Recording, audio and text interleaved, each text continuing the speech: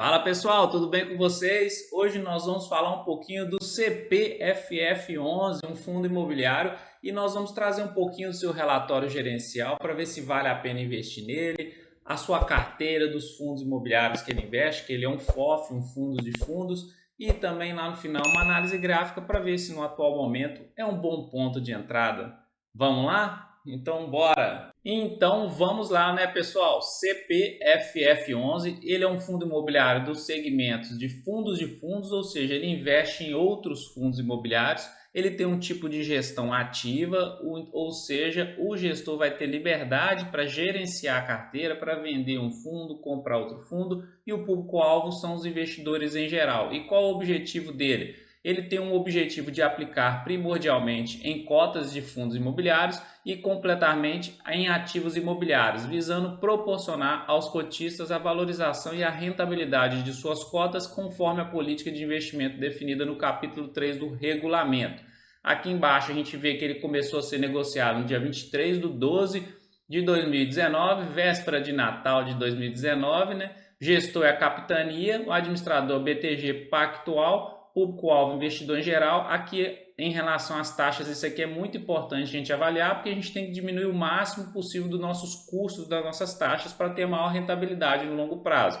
Então ele tem uma taxa de administração de 0,15% ao ano, taxa de gestão de 0,75% ao ano e uma taxa de performance de 20% do que exceder ao IFIX. E hoje o número de cotas dele é de 3.973.771 cotas. Ele possui uma liquidez média diária boa, razoável ali. O valor da sua cota atualmente está em R$ 75,43. O preço sobre valor patrimonial está em 0,96, então ele está sendo negociado abaixo do seu valor patrimonial, com um pouco de desconto ali de 4%. Tem hoje 13.184 cotistas e tem um excelente dividend yield de 12,21% nos últimos 12 meses, e a valorização dele nos últimos 12 meses foi de 3,48% de desvalorização, e só no mês atual ele desvalorizou 5,58%. Olhando a evolução dos cotistas dele desde setembro de 2020 até agosto de 2021, então veio crescendo a base de cotistas dele, mas aqui embaixo a gente percebe que o volume médio diário dele, o volume negociado dele vem diminuindo também de setembro de 2020 para agosto de 2021. A gente percebe que essa linha azul aqui, ó, ela vem decrescendo aí nesse período de tempo. Também, se for olhar aqui agora, o Ibovespa nessa grande queda, os investidores em geral estão meio depressivos, aí diminui o volume mesmo de negociação, estão fugindo um pouco para a renda fixa. Isso aí não tira a razão deles não, porque está decepcionando o Ibovespa aí, a política toda está decepcionando, enfim, né? Mas fazer o quê? Vamos continuar firme e forte aí, que no longo prazo a gente vai vencer, pessoal. Pegando a carteira dele aqui agora, qual que seria a diversificação? Hoje ele tem 25 fundos imobiliários dentro da sua carteira e a sua maior participação no GTLG. E aqui são os ativos que ele investe, não vou entrar em detalhes, senão fica muito longo o vídeo, e a porcentagem de cada um aqui dentro da carteira. Olhando a alocação dele por segmentos, já vamos olhar aqui do lado, fica mais fácil a gente visualizar nesse gráfico de pizza aqui. Lajes corporativas representa 26,1% da sua carteira, shopping center 17,4%, CRIs 1,3%, logística 23,1%, renda urbana 19,8% e os outros com pequenas participações. Então as maiores participações da sua carteira são lajes corporativas, shopping centers, logísticas e renda urbana. E aqui embaixo tem um link, eu vou deixar aqui na descrição um link para você acessar o relatório completo desse fundo, para você melhorar suas decisões, seus estudos aí, para tomar melhores decisões, ok? Então, dando só uma destrinchada um pouco melhor dentro daqueles segmentos da sua carteira, então a alocação por imóvel em shopping centers, então 28,37% estão no estado do Pará, 27,66% no Rio de Janeiro, São Paulo 8,49%, Espírito Santo 19,16%. Então, em relação aos shopping centers, Espírito Santo, Pará e Rio de Janeiro tem a maior participação. E aí, tá gostando do vídeo? Então já deixa uma curtida aí pra gente. Alocação por imóvel de logística, 65,96% estão alocados no estado de São Paulo. Já a alocação por imóvel de renda urbana, então também São Paulo tem a maior representatividade aqui com 40,83%, seguido de Rio de Janeiro com 16,99% e Minas Gerais 14,83%. Boa parte dos fundos imobiliários, se a gente for olhar aí, né, a alocação deles estão tudo em São Paulo. Ali São Paulo parece que é até outro país, assim, de tanta coisa alocada nele, né? Alocação por imóvel em lajes corporativas, então também São Paulo, 81,94% representa aí essa parte das lajes corporativas, com Rio de Janeiro 15,06%, Pernambuco 1,88% e Bahia 1,12%. E aí São Paulo está aí de novo, representando quase tudo nos fundos imobiliários. Entrando na parte gráfica dele aqui agora, o que tem de interessante? Olha só, a comparação dele com o Ibovespa, linha laranja, e com o IFIX, que é o índice que mede o desempenho dos fundos imobiliários aqui, desde quando ele começou a ser negociado no ano passado. Então ele começou a ser negociado logo ali no iníciozinho, ele tomou aquela pancada de março de 2020 e ele veio se recuperando aqui.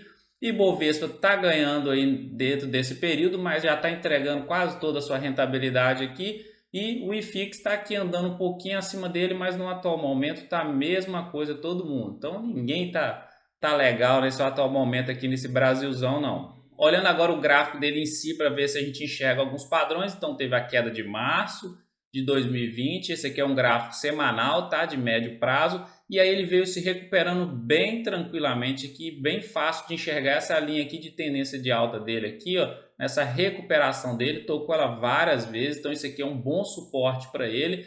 Só que, olha interessante que agora, como ele é um bom suporte, então não poderia perder esse suporte. Então já fechou uma semana aqui abaixo e agora fechou semana passada também abaixo desse suporte. E o mais interessante é que perdeu esse suporte, que era um suporte forte, e aqui também perdeu a média móvel de 72 períodos, que seria essa linha vermelha, a segunda semana que fecha abaixo. Mas pode ser que ele se recupere, porque esse candle aqui agora deixou um pavio aqui, uma sombra bem grande aqui para baixo, ou seja, tinha muita força compradora aqui nesse ponto, mais ou menos ali, a força vendedora chegou, a força compradora comprou e fez voltar essa semana aqui, recuperar bem essa queda da semana passada.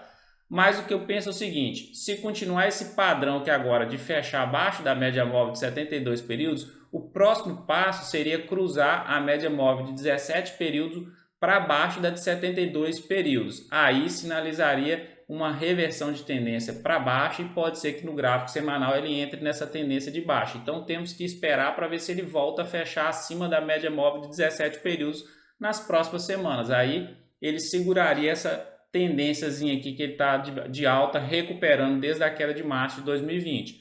E esse ponto aqui seria uma resistência boa para ele passar aqui nas próximas semanas. Aqui olhando o MACD, olha só, a azul está por baixo da laranja, sinalizando tendência de baixa. Foi lá mais ou menos em julho, que foi esse ponto aqui, sinalizou o iníciozinho de uma tendência de baixa. Ele entrou mais ou menos nessa consolidaçãozinha aqui, em algumas semanas. E aí vamos esperar agora, porque está quase cruzando aqui para o ponto negativo, aqui também sinalizaria uma tendência de baixa aqui. E o índice de força relativa do lado, mesma coisa, ó, está abaixo dos 50%, força vendedora está mais forte no CPFF11 no atual momento. Então, por enquanto, está demonstrando uma tendência de baixa e o principal ponto a enxergar nas próximas semanas é cruzamento das médias móveis. Verde cruzou para baixo da vermelha e aí fortalece essa tendência de baixa. Temos que aguardar. E olhando o gráfico diário, que é um gráfico mais de curto prazo, também aqui, ó, em setembro cruzou a média móvel 17 períodos por baixo da de 72 períodos.